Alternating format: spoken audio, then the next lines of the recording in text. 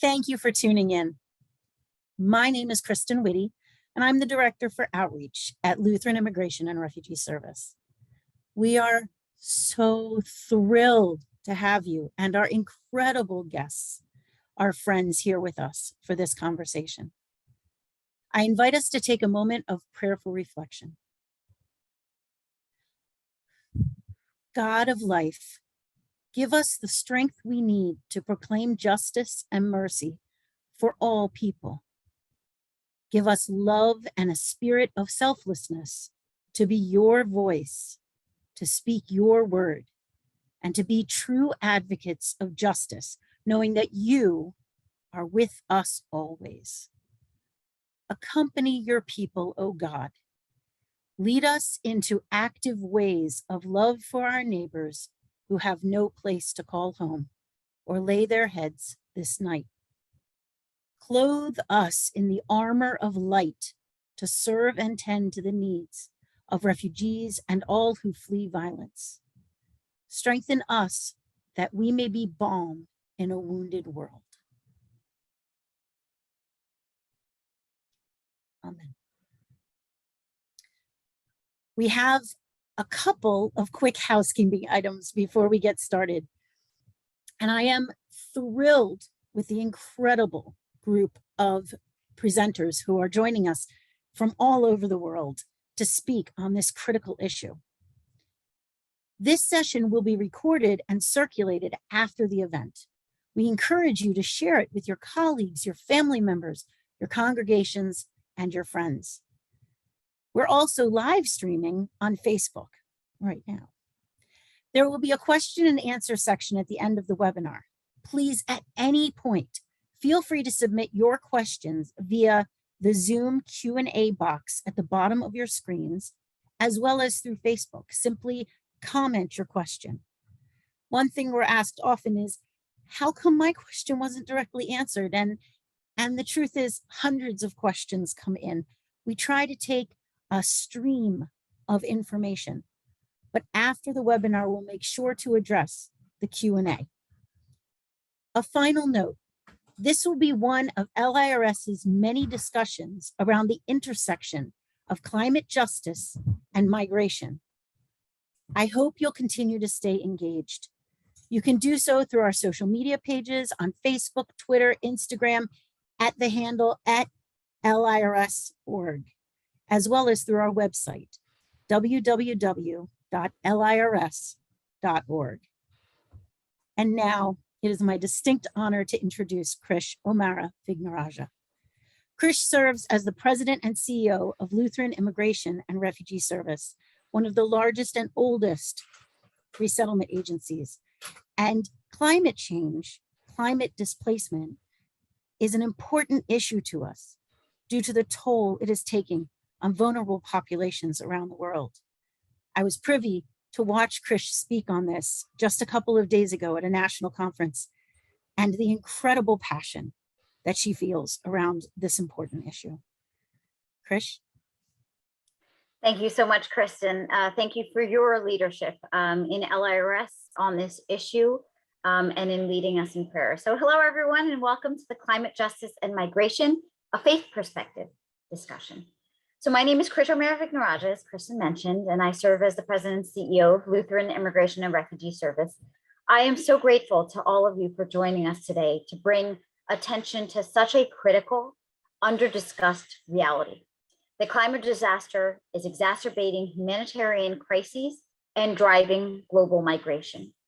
So for those of you unfamiliar with LIRS, as Kristen mentioned, we are the largest faith-based national nonprofit dedicated exclusively to immigrants and refugees here in the US.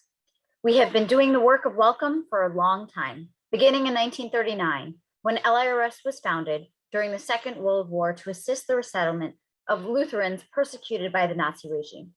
In the 8 intervening decades, we have grown to support and empower more than 500,000 immigrants and refugees, from those affected by the fall of Saigon to the recent arrival of our Afghan neighbors following the fall of Kabul. Assisting forcibly uprooted people from across the globe is essential to who we are. As a faith-based organization, LIRS has a moral responsibility to welcome and protect the most vulnerable. And increasingly, that includes those whose lives have been disrupted by climate disaster. At the same time, we acknowledge that climate change is a human-driven crisis. In highly industrialized nations, like here in the United States, that we bear a sizable portion of that blame. As both Americans and people of faith, we must not only adopt a more sustainable way of living, but also work to create and advocate for new pathways to protect, for protection and migration for those displaced by no fault of their own. At LIRS, we've begun identifying and working toward those solutions on a policy level, as outlined in our 2021 report, Climate Disaster and Protection Pathways for Migration, which I encourage you to explore and which we will share after today's webinar. But today I'm excited to explore another facet of the conversation, the intersection of migration, climate, and justice through the lens of faith. Joining me today is an international panel of leaders on climate justice and resilience within the Lutheran community, including our first panelist, Reverend Karen Castillo. Reverend Castillo is the president of the Augustinian Lutheran Church of Guatemala, ILAG, one of the Lutheran World Federation's newest member churches. ILAG has 17 congregations in 3 regions of Guatemala, most of them in the outermost areas of the country that serve majority indigenous communities. Through her work at ILAG, Reverend Castillo is dedicated to climate resilience, gender equality, and social justice in Guatemala. Our next panelist is Reverend Dr. Sivan Kip, a pastor of the Lutheran Church in Malaysia and the program executive for public theology and interreligious relations with the Lutheran World Federation in Geneva. Previously, he taught theology, ethics, and religious studies at the Malaysia Theological Seminary, where he was also director of the Center for Religion and Society. He has published numerous articles in the fields of public theology, Muslim relations, ecumenism, and interreligious relations in Southeast and East Asia. Our next panelist is Phoebe Morad, the executive director of Lutherans Restoring Creation, LRC, a grassroots movement that equips the people of the Evangelical Lutheran Church of America, ELCA, to care for creation. Ms. Morad is also coordinator for the inaugural Certificate in Climate Justice and Faith at Center for Climate Justice at the Pacific Lutheran Theological Seminary. Last but certainly not least is Elena Cedillo, the program executive for climate justice at the Lutheran World Federation Department for Theology, Mission, and Justice. Previously, Ms. Cedillo worked for 6 years as the former regional representative of the LWF program in Central America. She promoted the Center of Excellence for Climate Justice in the region, doing advocacy and implementing concrete and innovative adaptation projects. So it's obviously an amazing panelist, and I want to just jump right in to get their wisdom and expertise on this issue. So reports indicate that climate change will become the biggest driver of migration in the 21st century, and hundreds of millions of people are at risk of losing their homes temporarily and permanently by the end of the century. According to the Brookings Institution, 1/3 of all migration is caused by climate disaster. And as you all may have heard before, the United Nations estimates that nearly 200 million people will be on the move as a result of climate change and disaster by 2050. Even within the United States and our own borders, 2020 saw more than 1.7 million people in the US displaced by disasters, according to the Internal Displacement Monitoring Center, contributing to the total of nearly 10 million Americans displaced since 2008. Elena, I'd like to start with you. What are some of the humanitarian impacts of climate change that you have seen, and how has the issue of climate displacement evolved in the last decade? Thank you so much, Krish, for inviting me to be part of this panel. So to answer this first question, I would like to start by giving to all of you some figures about the impact of the climate change. So climate change has near doubling natural hazard in the past 20 years, and weather-related hazards are now are now the #1 driver of internal displacement.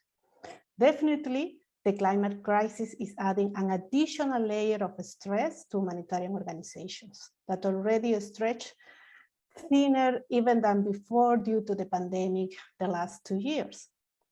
I will yeah, that's good, this slide. In the last 20 years, from 2000 to 2019, according to the UNDRR report published last year in October, there were almost 7,000 major recorded disaster events claiming 1.2 million lives, affecting 4 billion people, resulting in approximately 3 trillion in global economic losses. So this is the first slide that we like to share with you. We can see a comparison between two periods. We have both 1980, the period from 1980 to 1999. So, and then the following period is 2000 from 2019. We can see clearly the increases in the number of disasters events. So drought, extreme temperature, floods, landslide, and storm, wildfire, most of them because of the impact of climate change. You know? If we compare these two periods, it's almost twice the number of events related to climate change in the second period. So we are, this is really massive, and we never experienced something similar before. Our planet is changing drastically. So in 2020 also, there were, the next slide, please. I would like to share these figures about new displacement in 2020, last year. So there were 40 million new human displacement in the world. And about 75% of them, that is 30 millions, due to climate change related impacts. So we can see there drought, extreme temperatures, landslides, flood. So this is what we are living now. Know what we have now. On the other hand, we have the special report, or the IPCC report that was released this year in August 2021 as a part of the sixth assessment from the Intergovernmental Panel on Climate Change that reaffirmed what scientists had warned in the previous report: the catastrophic effect of a global warming of 1.5 degrees. Many changes due to past and future greenhouse gas emissions, such as sea level rise, changes in the ocean, among others, are now irreversible, over hundreds to thousands of years. And we already reached last year 1.2 degrees of global warming. And we are in the trajectory of reaching 2.7, between 2.7 and 3 degrees by the end of this century. So what does this mean for all of us? No, it's really, we really need climate action as soon as possible. I would like to share the next slide, please. That is a photo from Ethiopia in 2019, an extensive drought that forced thousands of people to internal displacement, impacting also in the number of internal conflicts. The next photo is from Honduras. Last year, the latest Atlantic hurricane season was notable for its record number of events, highest on record. Now, last year, we had 30 named storms, 13 hurricanes, and 6 major hurricanes, but also for this record number of rapidly intensifying storms. The next one is also from Honduras, how the hurricane affect people there. So last year, in the same month, two catastrophic effects, catastrophic category 4 hurricanes hit Central America, basically affecting the same area: Guatemala, Nicaragua, Honduras, El Salvador. While people was assessing the damage caused by the first hurricane, people were already faced the devastating second hurricane threat, and severely affecting their livelihoods, increasing climate-induced displacement and conflict. And we saw last year how people was starting walking, trying to cross the border, looking for help and support. You know? So we really, I think, in this new scenario, climate ambitious is urgently needed. To summarize, what are some of the humanitarian impacts of climate change?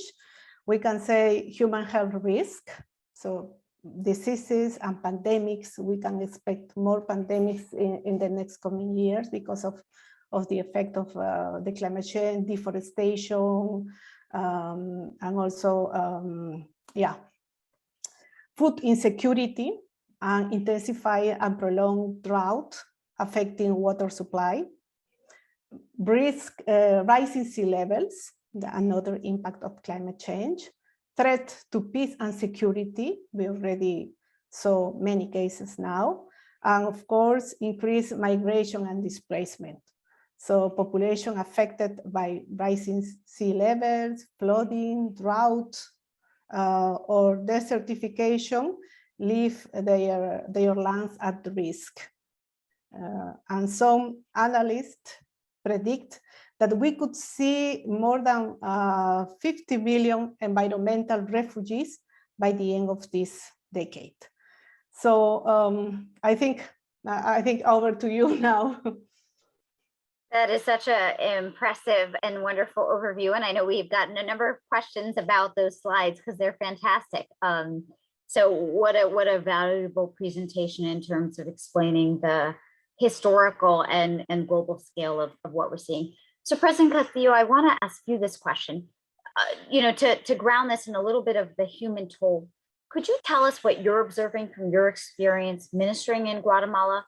How do the effects of climate change manifest in the daily lives of the people in your community?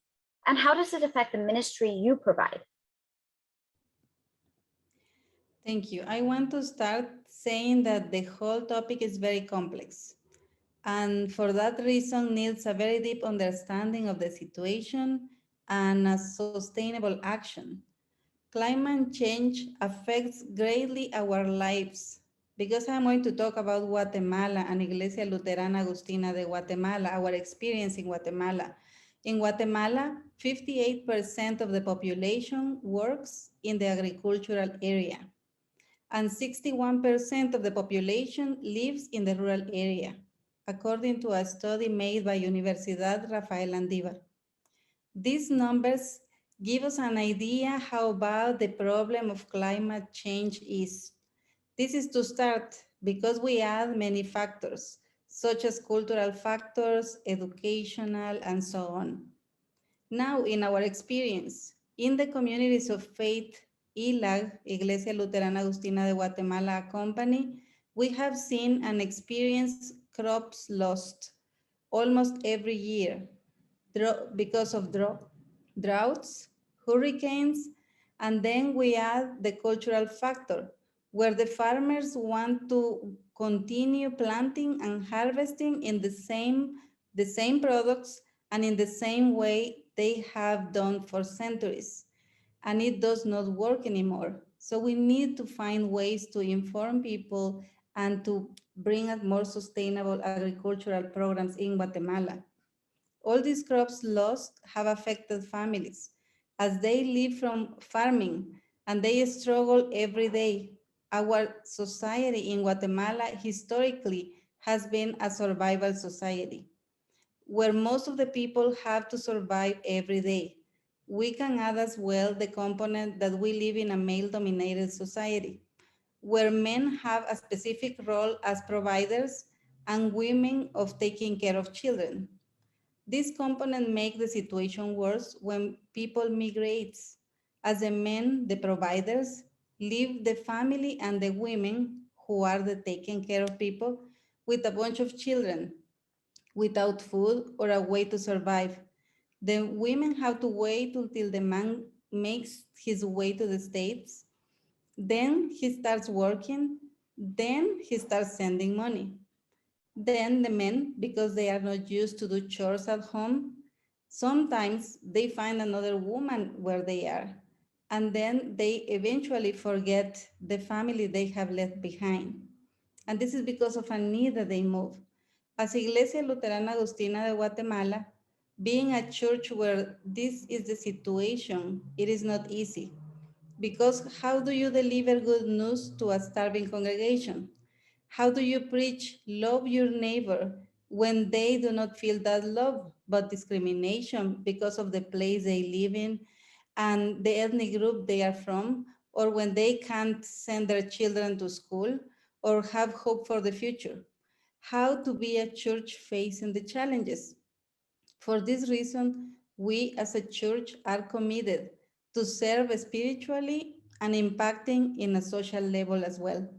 What I want to say is that we preach the gospel and we try to have ministries to impact people's life in a material way too. We have focused a lot on education, providing scholarships.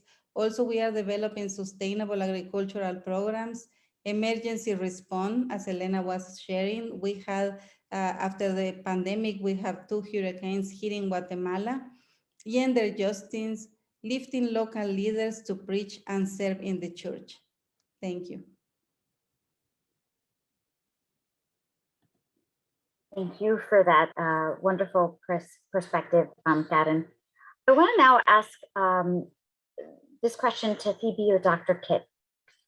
Is there anything you'd like to add in terms of what you've been seeing? How have you seen the effects of climate disaster at work?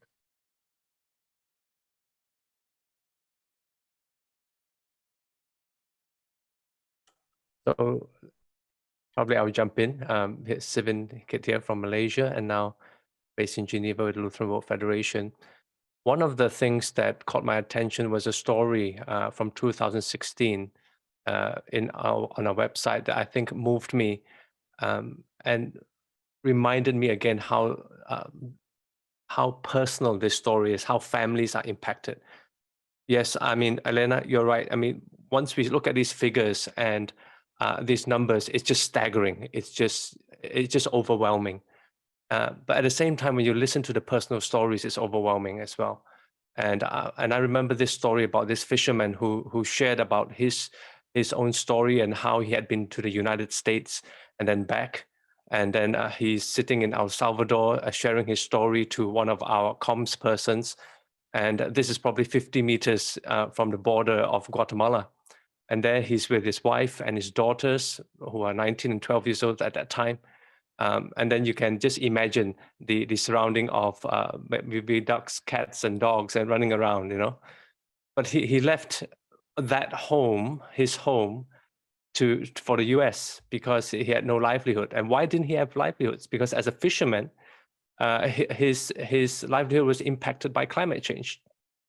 The mangrove trees, I think he was talking about it, was overwhelmed by the rising sea levels. And even the birds, he said, the birds and fishes migrated. And that's why he had to go.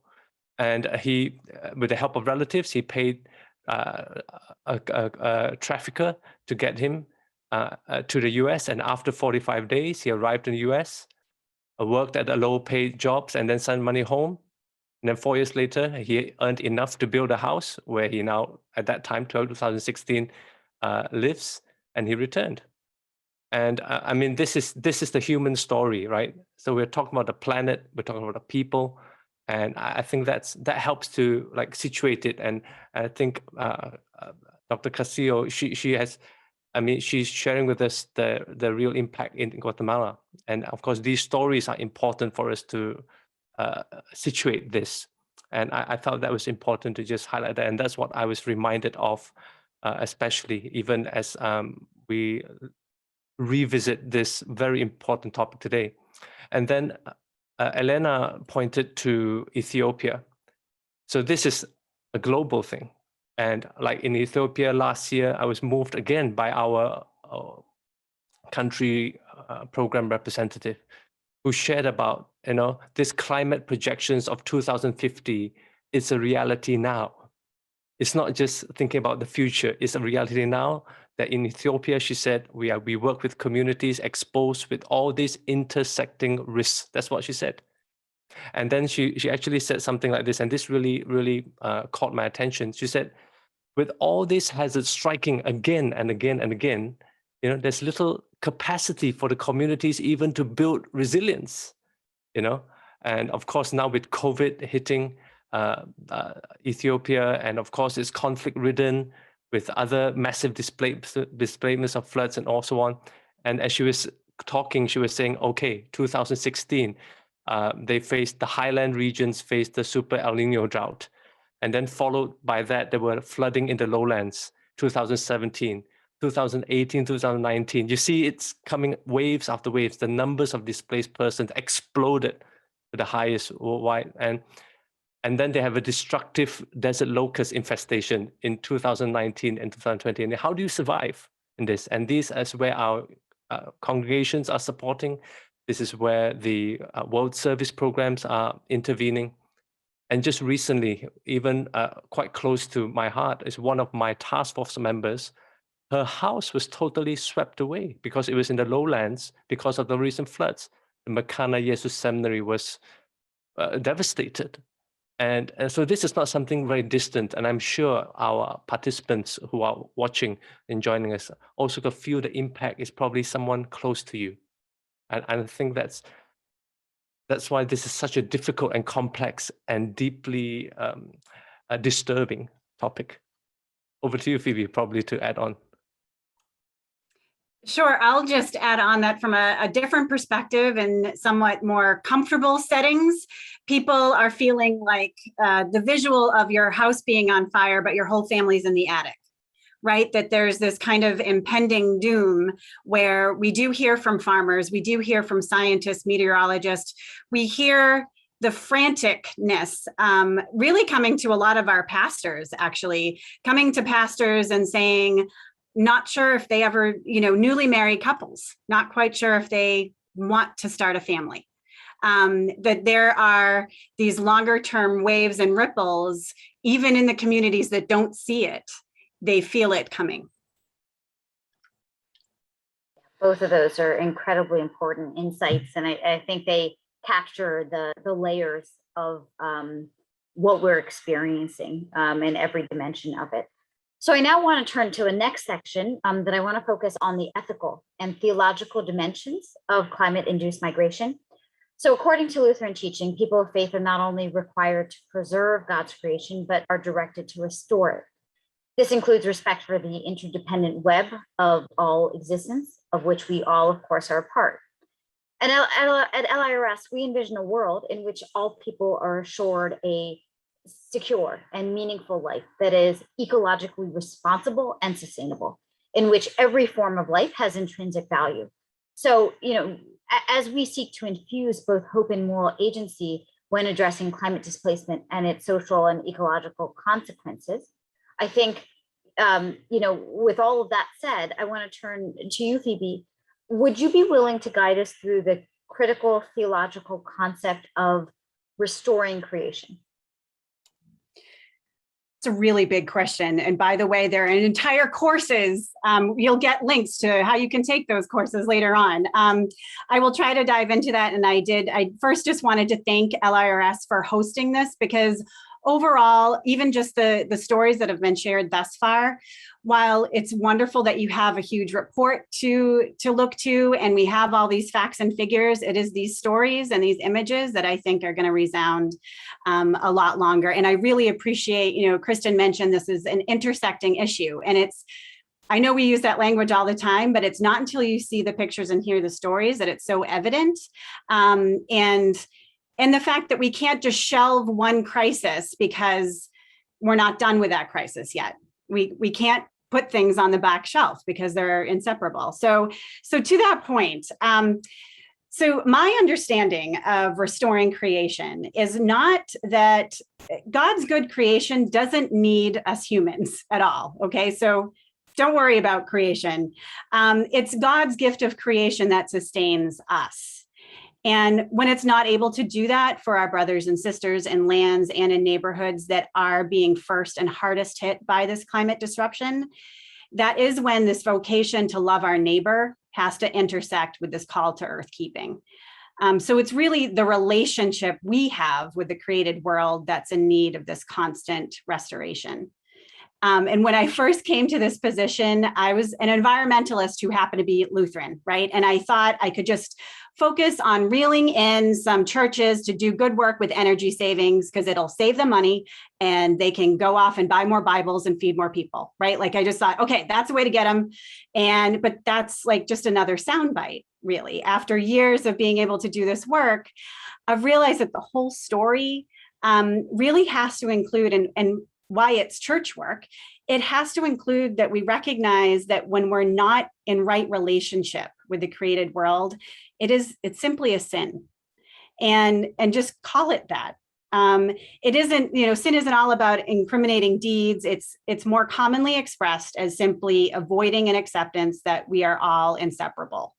So we're inseparable from the land, from all living things, from our shared past. And as we choose to consume, what to consume, how to invest, how to share resources, all of that impacts our neighbor. And these neighbors that we're said to call to love, that is impacted by how we act every single day. So that broader idea of sin coming into this work certainly made it less complicated, really overwhelming, but less complicated. But to really reveal that there is not this list of priorities, there isn't this hierarchy, this divine hierarchy that we need to look to and how to check things off, but understanding that it's inseparable and knowing and loving thy neighbor is really what it's all about. Okay, well, thank you for tackling that very large issue. And I guess that was sort of the Cliff Notes version of what I know you will send us in terms of lectures and further material. Stephen, I want to turn to you next. From your perspective, which resources in Christian traditions can help make the radical transition to sustainable Earth-human relations marked by social justice? I like to draw on really a lot of the good work that my colleague Chad Rimmer and many others with Elena and others who have done for Season of Creation. It has been such an inspiring piece of work where you find resources within there. And I'll just recap some things there, because I approach it more from a public theology, interreligious perspective. And I learned from my colleagues who is the real eco-theologian. But in many ways, I'm still a student in this. And it's really good to revisit that notion of the home, the oikos of God. And that is the theme for this year. A home for all, ? Renewing the oikos of God.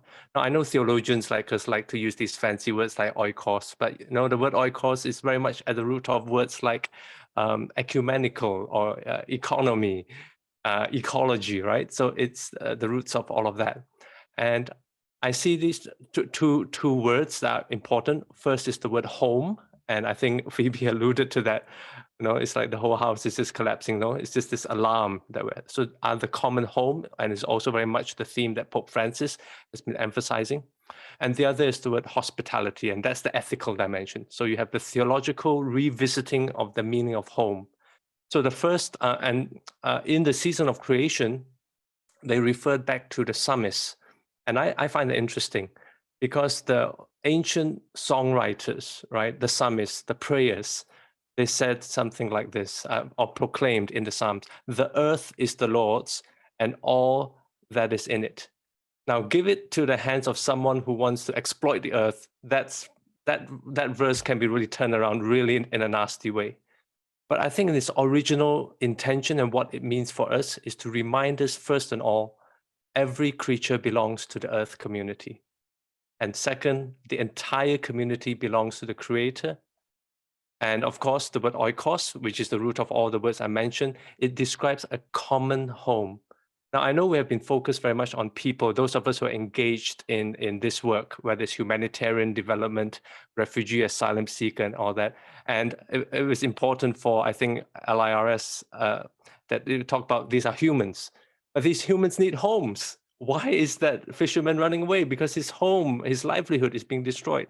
So I think revisiting what home means, oikos, and this home, of course, belongs to God, and God has given it to us as a gift. Are we taking care of it?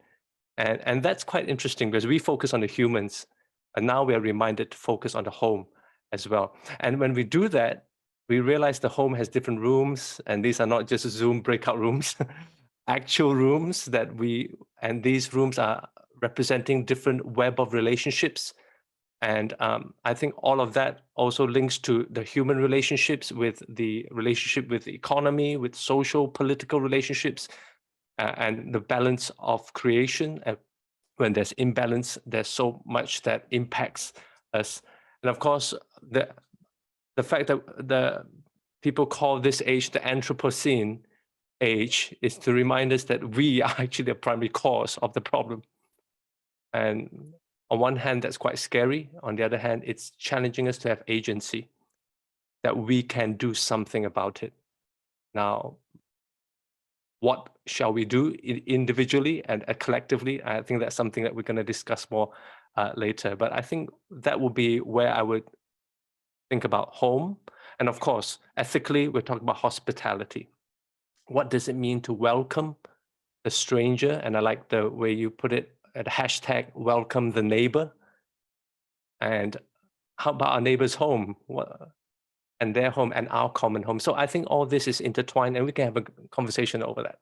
So back to you, Chris.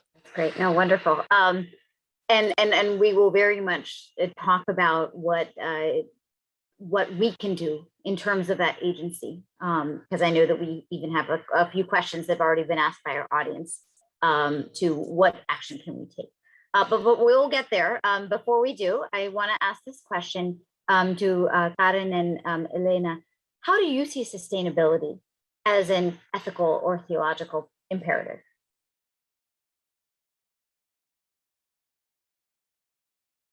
Yeah, I second Sibing's comment about the common home. We have in Guatemala, we have taken this as common home, the common house for everyone, because we understand that the practice of living life in ways that maintain and protect natural resources such as water, air, soil, forests, etc., is how we should live. To share that in our traditions in Guatemala, in the Mayan culture, land, soil, earth, water was and is sacred. It's something very sacred. Water is not negotiable. And this has been a challenge. It should be free. Also understanding that creation is sacred, the interconnection we have through the Holy Spirit as human beings and nature is not separated. When we go to scripture, it talks about nature, and everyone should have the right to have access to nature and be interconnected and interact with nature. And the problem is when big corporations start privatize all of the natural resources and try to take them away from people who have the right to have access to them. Then we start violating so many human and theological rights from the people. We can talk here about the great commandment, loving each other by being sensible to others' needs and sharing all of the resources. For example, in Guatemala, most of the communities we accompany as a church have no potable water. They have no electricity. We are talking about people, communities, children, that in this century, they have no access to basic services. So it is so frustrating and sad that in the practice, this is not a reality. And we as churches need to continue preaching, teaching, and sensibilize people to be aware how should we interact. We as churches should take the commitment to participate in actions to change these situations as we are part of this world, building God's kingdom. Elena, I wanted to, in case you wanted to chime in. Okay. Yeah, thank you. I can say that I am totally agree with what has already been said. So, and how do I see sustainability? So for me, sustainability is the practice of living life in ways that maintain and protect natural resources, because we are saying this is our common home. So we need to protect water, air, soil, the forest. So abusing our responsibility by living beyond their capacity disintegrates the whole web of creation. So I think we all have a moral obligation to practice sustainability in that way. No? And in addition to care for creation, we also recognize that climate change is a matter of justice.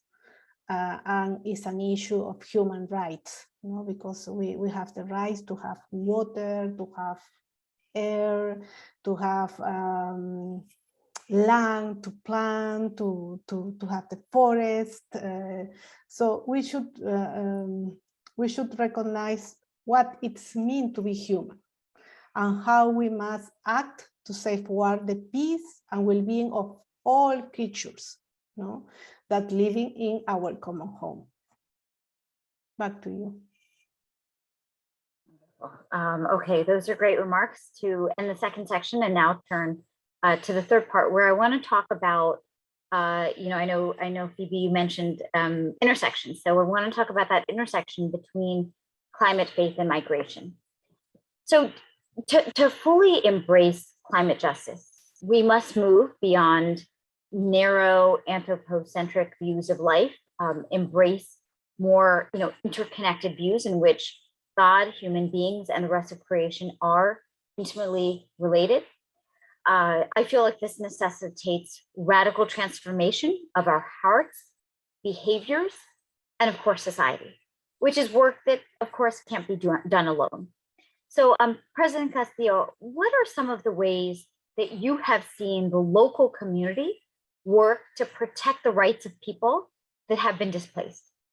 And how do you see nonprofits, businesses, and faith-based entities really coming together to address the humanitarian toll of climate disaster? Well, in our experience in Guatemala has been a great experience with many organizations that are working to make visible the problem. For me, the first step is to acknowledge the problem, that there is a problem, because many people think that there is no problem, but we have to acknowledge that. And then making it visible to others to understand the impact it has in real people with real lives and real problems. Because when we ignore, discriminate, or make people invisible or problems invisible, the same problems get worse. For this reason, I consider all the work, either big or small organizations can make, or to make rural communities visible, or to make a work visible, it provokes changes, important changes. For me, denouncing injustices, it is the key in this process, because if you do not see it, you can change it. Sadly, we live in a society where it's very difficult to denounce because it is not heard. We denounce situations and we are not being heard.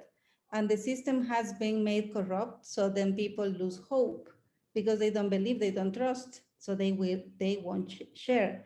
And in Guatemala, we have had this experience among organizations in Guatemala, like the Ecumenical Council, Centinelas for the Dignification, the Catholic, the Episcopal, and Lutheran churches. We together are making a difference, and when we come together with respect, we become stronger. I think we all have heard the saying, divide and you will conquer. And we need to do the opposite. We need to unite, and then we'll be stronger. For example, in our experience, we work with Global Mission from the ELCA, We are connected with the Lutheran World Federation. We are part in Guatemala of the Lutheran World Federation. And by making that a church, an organization visible, that we are present in a country and we put people from rural areas in front of the people to see the challenges people face, that is when these alliances or when these relationships work together. And now that we are all together here, like this event that you are hosting, this is very important because people will hear and they will share with others.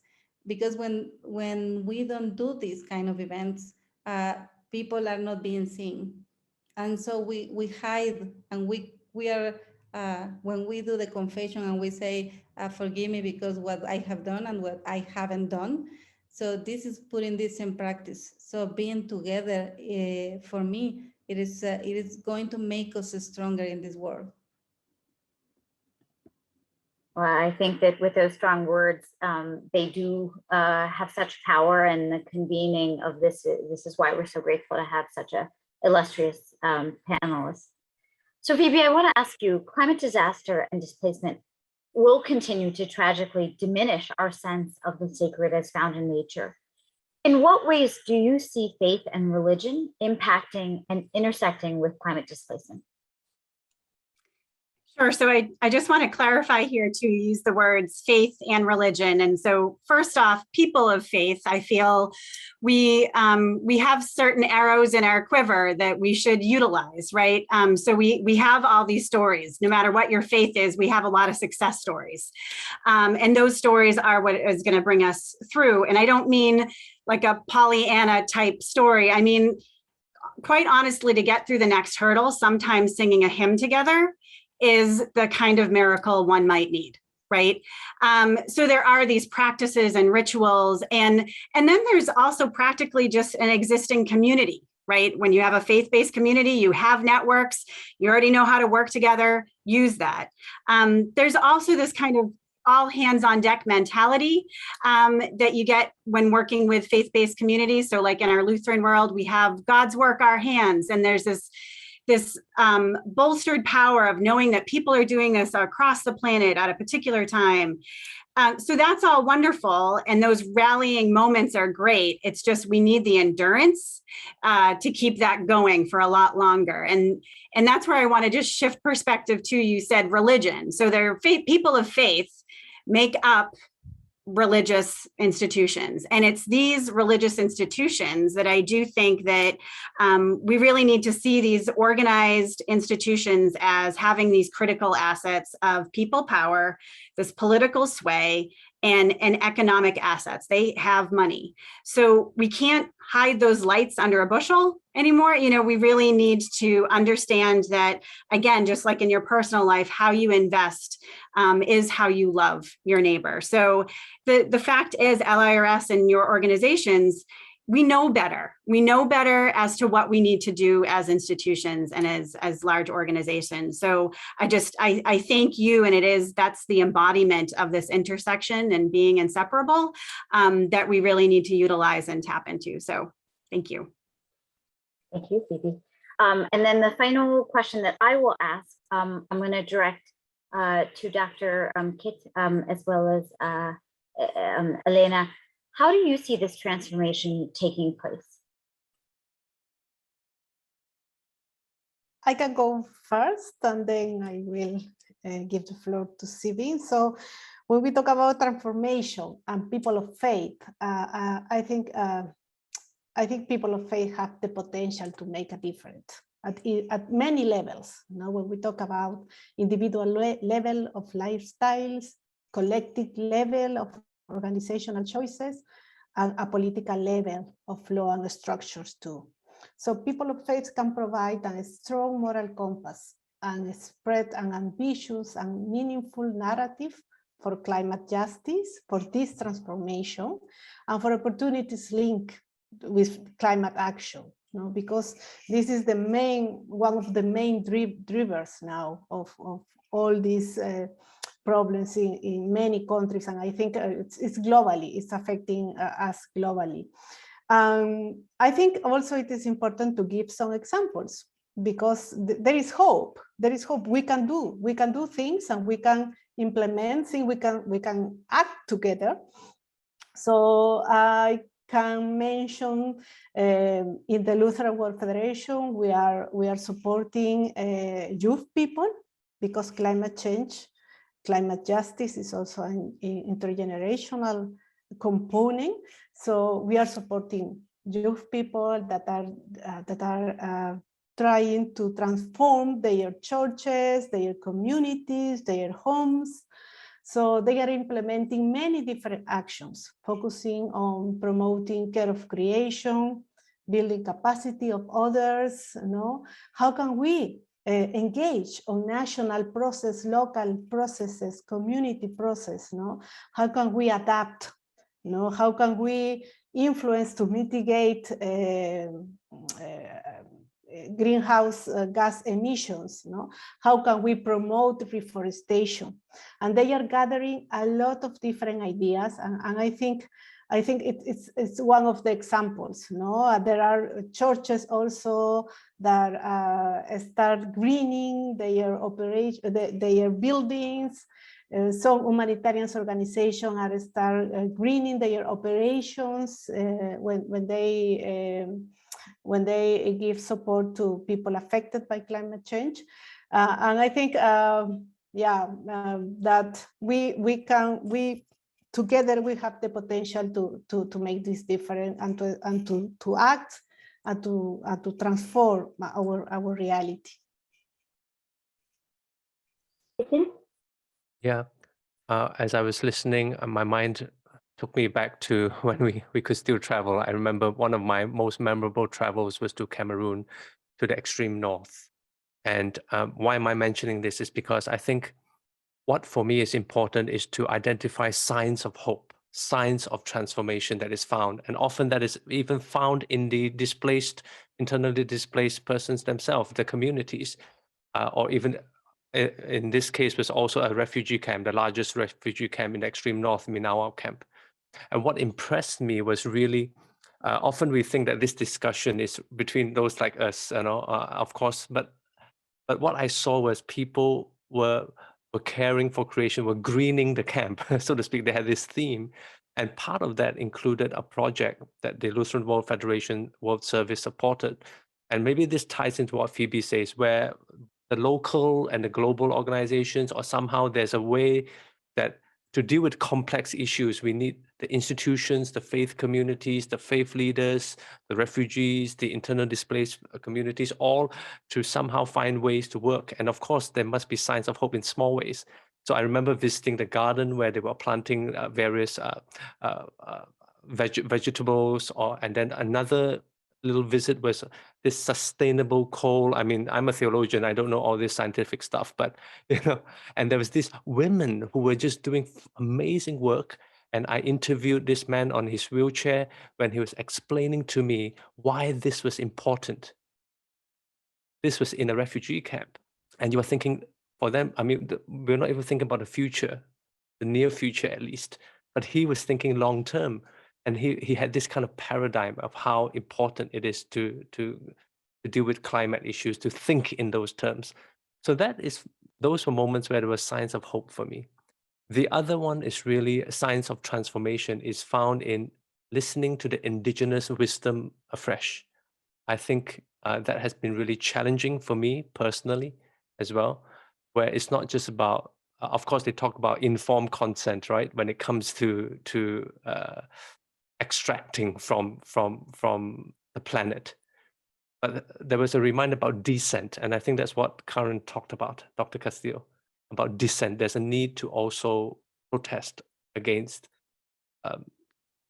corporate interests that really has long-term impacts. And lastly, someone asked about the Abrahamic faith or the interfaith dimension. Now, the Lutheran World Federation, and of course, many of our organizations, we are Christian organizations, but we work in an interfaith manner. We work with others. And I just put in an example from those of our friends in the Islamic Relief worldwide, and they have done some work.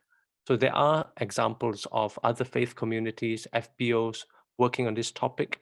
And I know my colleague Elena has been working very closely with the Geneva Interfaith Forum, advocating for these issues about climate justice. So it's not just about creation care, but it's also about climate justice, and rightly pointed out by Elena and others. All right, wonderful. I know that the questions are streaming in, so I'm going to just jump right into that next section because they're all really fantastic and so grateful for the very rich discussion that we've had so far. So the first two questions are actually directed towards LIRS, so I'll answer one and then tap Kristen, our Director of Outreach, for the second. So Marie asks, thank you, LIRS, for bringing us together to learn more about such a critical topic. As an immigration and refugee service organization, how does LIRS view its role in responding to the global crisis of climate change and migration? And it is a great question because we believe our role is not just as a service delivery organization working with an incredible network of local affiliates across the country.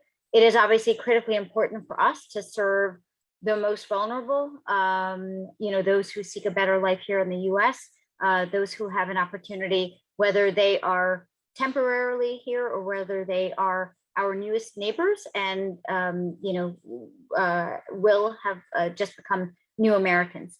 But part of our role is also recognizing that there is a very strong intersection between the climate crisis and, oftentimes it is an immigration crisis or surge that we're responding to. And so part of our work is hopefully prevention, because the truth is when you talk about 200 million being displaced by 2050, if we don't address the root cause of this, we can't respond in the scale of what we need, especially as here in the US, as with every other country in the globe, we ourselves are vulnerable to climate change. We already have a third of Americans are considering relocating. When you talk about the indigenous community living on Ile de Jean Charles, or we had Pastor Tommy who lived in Shishmaref, Alaska. We ourselves are impacted. So our view is that we need to use our grassroots experience of having boots on the ground, providing services, but channel it into broader policy discussions in terms of addressing root causes, investing in adaptation, resilience, creating a pathway to help climate-induced migration. No country in the world still recognizes climate migrants in terms of protection. And I think that is kind of what centered our LIRS report. And then, of course, our work is also in terms of the cure, in terms of both creating a robust pathway that is available, recognizing the messiness that is migration. We see a complex interplay between the traditional reasons for migration, meaning violence, persecution, war, and the climate crisis. So just to take our southern border, a third of the migrants who are coming across the southern border are climate migrants. We're seeing this today. And what happens sometimes is, you'll see crop failure leading to internal displacement. That displacement leads to increased vulnerability to gang violence or poverty, which then leads to international migration across borders. And then the second question I will direct to Kristen, which is LIRS cooperating with other agencies of other denominations involved with immigration and earth care? So I think that also relates to what Sivan mentioned, but in the context of here domestically. Absolutely. Well, the truth is that we could do more. We can always do more. And I believe that we are finally at a place, as we're seeing such clear examples of what is going downstream towards us, that we all need to start facing the front of the stream and figure out where this is beginning. And it's beginning at our common home. It's beginning because we are all going to be affected. Our children will be affected. Our world is headed in a very specific direction. So some of the pillars like Lutheran World Federation, which has taken a very prophetic stance and said, climate is a critical issue for our church and how we live it out. there is the domestic ELCA and Ruth Ivory Moore and some of the incredible work that she's doing around climate justice. For Caritas Internationalis, which is the Roman Catholic charity organization out of Rome, and Pope Francis's beautiful encyclical Laudato Si, there is domestically Catholic campaign, Catholic Climate Covenant, which is run beautifully, which is trying to create greener congregations, greener church properties. And all of these organizations really know of each other domestically. It's whether or not we can begin to coordinate together common goals, common needs. From our world, Islamic Relief, who we have a beautiful relationship with, they were part of a climate change symposium that Sivan, of course, knows about, but a climate change symposium where they wrote the Islamic Declaration on Global Climate Change. And that Islamic Declaration really sets a tone that is unbelievably echoes, as you can imagine. It echoes Laudato Si from the Catholic community. It echoes the Jewish environmental and energy imperative that highest supports our Jewish brothers and sisters of a refugee resettlement agency. I think, as you said so well, Krish, I think we have been managing the symptoms without actually addressing the problem as refugee resettlement agencies. And now we're all naming the effect that it's having on the beautiful Greek that was broken open for us earlier, our common family home, our common one human family is going to all be affected. And it doesn't matter what denomination you're a part of, it has everything to do with the fact that we are all one human family. And we're seeing that now, and we're starting to do that collaboration component, which is really beautiful. So thanks for asking. Appreciate it. Okay, so this question I'm going to ask to Sivan. The question is, I'm Muslim and work in immigrant rights work. I'm wondering how we can get the three Abrahamic faith groups on the same page about addressing climate change. Are there scriptural references that we can point to through which we can find common ground for understanding action? And obviously, if others want to chime in, please feel free as well. Let me take just one step back before going to that. Of course, we won't be going to the deep theological parts, because I think as a Christian, I would probably speak more for myself, and that should be answered by my Jewish counterpart or my Muslim counterpart. But I like to just say from an organizational perspective, we have committed together Islamic Relief, HIAS, and also Lutheran World Federation, specifically on welcoming the stranger and shaping the future. So we are having a conference next year that has some consultations before that in different regions, where we are trying to encourage both interfaith sharing and learning. And part of that, of course, I believe will have the issue of climate on the table, especially when it comes to social protection, the role of women, youth, and others. So it will likely be there. We haven't started our consultations yet, but those are some baby steps. So this is like something happening at a global level amongst our international global organizations, but also breaking it down to national as well as regional levels. So those are more organizational inputs. But when it comes to the theological side, I mean, I put in a link just now where Islamic Relief actually has a section on an Islamic perspective that I think Kristen highlighted just now. And I'm sure there are others from a Jewish perspective. And I'm sure that in PLTS, your climate justice and faith program, probably there will be conversations around that as well. So I just want to point people and just have a shout out for them. And definitely my colleague, Elena, with her work with the interfaith organizations would have more to say there too.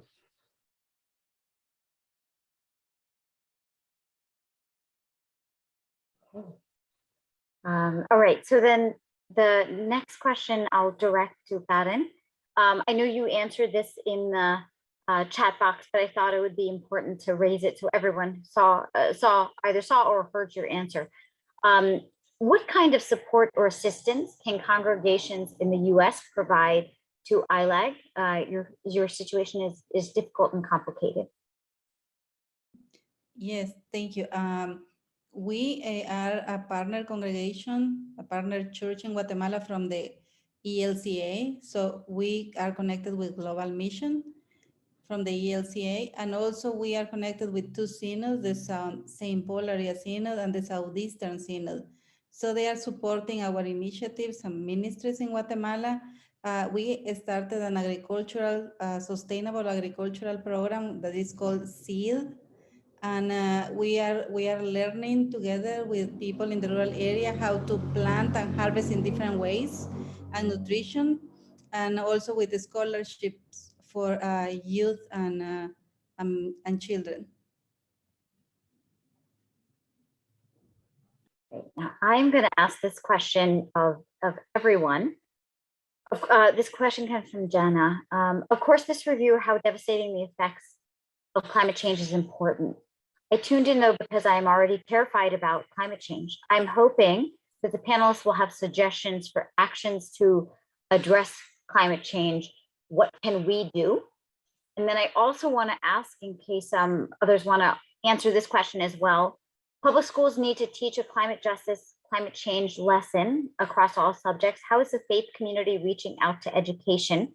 And a related question is, what about the Lutheran Church developing climate justice educational materials for our Sunday schools, early ages through high school?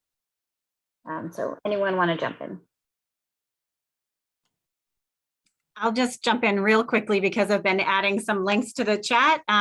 We do have some great samples, honestly, coming in sometimes from actual churches of some Sunday school materials and vacation Bible school materials, but really ELCA World Hunger has put together some incredible toolkits as well, connecting, bridging the gap between what hunger has to do with climate change. So there are some really great toolkits, but if you need help finding them, again, it takes us like sharing stories like this. You can't just say, oh, it's all on the website. So honestly, too, feel free to be in contact with me or anybody in particular, find those things.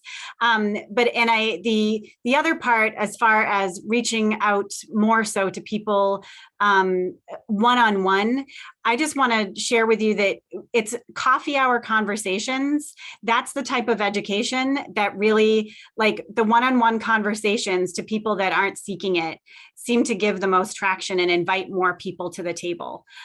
So while these events are great for those of us who are interested to show up, I just want to emphasize how important it is to, again, when you share this with youth, they're going to bring it back to their parents or their families. So you have this great ripple effect with that kind of, to broaden your idea of what education is. Education is sharing stories. I can add to that, because it's also to take action is also to be informed about what is happening. So I think there are a lot of resources on the websites, but it is important that we look for these resources and try to inform what is happening, what is climate change, how can we engage to the global processes, national processes, local processes, community processes. So we can make changes at many different levels. I can share with you that during this, between May and July, there were many Lutheran churches in the region that came together and asked for build their capacity on climate issues, and they would like to do action. So they are trying to develop an advocacy plan. So they know now that they need to target their own governments. So as I said before, faith leaders, faith organizations, churches has tremendous potential, and I can say that in Central America, because I was there for 6 years, and Dr. Karen could also say that sometimes churches have different influence, direct influence to government there. So they need, I think they also need to approach them, because it's part of our taking care of creation. It's a part of our taking care of our common home. So we can do many things, the little ones, a big one, but I think we need to start by inform us what we can do. Yeah, I think we as churches have a lot of influence and connections, especially with bases, communities of faith. And that is where it starts. When we share in the ministries and we are aware of challenges and we share that and we prepare people to be, we say multiplicadores. I don't know how to say this word in English, I'm sorry. People that learn and share with others, and I don't know, I'm sorry. And it's, so we prepare people, local leaders, children, youth, and get everyone involved and concerned about the problematic, and then they will share with others. And mouth to mouth. Sometimes we don't have the resources to have nice videos or some information, but the power of a person speaking and sharing is a lot.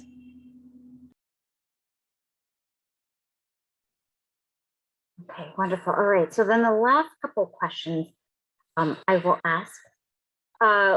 One question is from John. What scriptural references or authors can Dr. Kitt or others suggest to address the problem that many Christians understand the biblical concept of salvation to relate to only human beings? And then the other question I will ask is from James.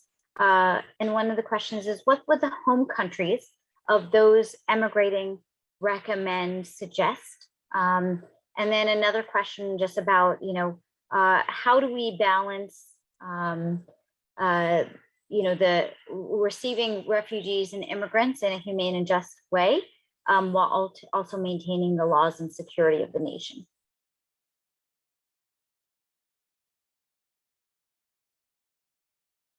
I mean, I know there's a book just recently published called Eco-Theology, A Christian Conversation. And I'll also give a plug to the Lutheran World Federation has a link where my colleague has already put quite some eco-theology related resources. So those would be a good place to go. So that's a short answer to a long question. What are the books? Because I mean, right from the good old days of Sally McFaig to today, Elizabeth Johnson, and these are some names that probably are familiar to Christian authors. But I do think that it really goes back to revisiting those texts that we assume that we know what it means. When you think of words like dominion, home, oikos, and all that. Of course, for me personally, and I know this sounds quite I mean, maybe quite simplistic, right? It's like you just read Genesis and Revelation with new eyes, especially when you think of the book of Revelation. Some people think it's about the end times and timelines, but I mean, what does it mean when you think about the new heaven and new earth coming and God dwelling amongst us in this new heaven and new earth? That is just mind-blowing in itself if you're willing to look at it with fresh eyes. So I'm sure there are many theological resources out there, and I just mentioned a few. I think the tough question that was highlighted just now is really about migration and then laws, this idea of how do we still follow laws and when are times that we have to have some kind of civil disobedience as well. So these are quite delicate and are different in different contexts. Especially when I've come to Europe, I realized that, in Germany, we had even ELC and others contribute for a ship that would go to the Mediterranean to rescue those who are trying to cross over to Europe. And that is such a powerful statement, but highly controversial when the church gets involved in that. So that's one side. Are we too naive? But at the same time, especially in the German context and some of the European context, they do draw on technical expertise as well to engage in a wider conversation with the European Union. So that is just an example that is quite like maybe similar and yet different from the United States, of course. But all these actors play a role, and we are not just trying to be like sing kumbaya and like everything is going to be fine. No, I think there is importance of technical expertise when it comes to advocacy and how we engage with the legislators and politicians and so on and so forth. But I don't think we are in the position to give answers to every specific situation. But I think those are things to highlight. And perhaps my other colleagues would be able to share more.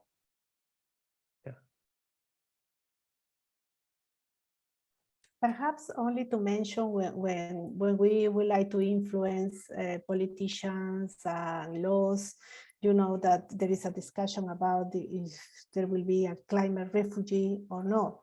So I think from my perspective, churches and faith-based organizations can collect evidence of what is happening at the community level. So this is something unique, no? Because when we talk about churches, we are talking about that we are the communities. Churches are the communities. So I think this is there is a potential there that we can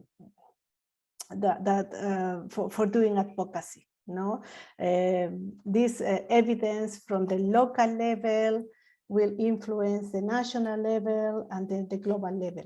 So also this is how we are framing our advocacy in the Lutheran World Federation. No, the local to global, back to local. No, because we really need to address the root causes, and we really need to respond to the people's needs. So there is where we can find the information to influence policies. Phoebe, please. Sure. I just wanted to, again, to the last question in particular, in your report, the LIRS report, you have a recommendation that says the administration should articulate a vision of migration as a positive coping strategy for the US government, and not just those experiencing displacement, to build domestic capacity to compete amid labor gaps in the markets, including healthcare, specialty agriculture, et cetera. And I just love that. I highlighted that because here's this, hey, maybe this can all work out well. You know, what if we welcome neighbor and have fun together? What do you know? I really appreciated that, you know, among all these legal recommendations, like, let's try to think about this in a positive light. And again, not to have a kumbaya moment, but yeah, let's turn this on our head. Look, when you work in the immigration space or climate, to find those kumbaya moments is what keeps us going, right? So I really appreciate you're taking the time to read the report. I hope those in the audience will, because our hope is, you know, that we can do both. We can provide welcome. We can, you know, continue to be a country that has a strong rule of law, but part of that strong rule of law is abiding by US law and international law and maintaining our global humanitarian leadership, realizing the community is thankfully, you know, bolstered by churches and mosques and incredibly important institutions of faith, but also schools and people. So I think just the fact that we've covered so much ground in less than an hour and a half speaks to what an incredible set of panelists we have. I know that some are also in Europe, and so a few hours at least ahead of us. So I know we are coming to a close, and I just wanted to say really thank you so much for this rich, important conversation where I think we as individuals, as organizations, have key takeaways. And with that, I will hand it back to Kristen to wrap up and send us off. Thank you, Krish. This has been soul nourishing for me to hear about the intersectionality, but also to hear it from so many voices and so many stories that we need to be bringing forward. So I am so grateful to our panelists. Please, everyone on the chat, join me in thanking our esteemed panelists for participating in our conversation on climate justice, migration, and faith. Thank you to everyone who joined us today, as well as all the people who registered for the panel who weren't able to join us. All of you will be receiving a follow-up email with LIRS's report on climate disaster and protection, the slide that you see there. Protection pathways for migration. as well as a recording of today's panel and the other resources that the panelists were putting in the chat. We'll make sure that they're included as well. To learn more about LIRS's work surrounding climate-induced displacement, we invite you to visit our resource center at lirs.org/climate hub. Please know that this is something that we will be wrestling with together, and it is something that we believe we can make concrete impact by doing this as one team. Again, grateful to these brilliant and wonderful panelists for their time and for their wisdom. Thank you to Krish, and thank you for joining us. Blessings.